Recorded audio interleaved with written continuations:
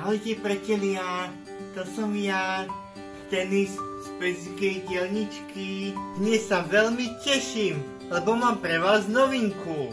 Ako ste si všimli, veľmi rád sa smejem.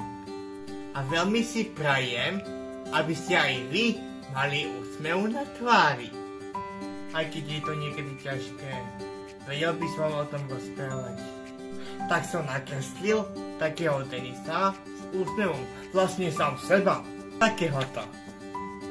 Aby som čo najviac úsmevu dostal medzi vás. Tak sme z Pezickej dielničky vymysleli, že dáme Denisa, vlastne mňa, na trička. A toto je výsledok.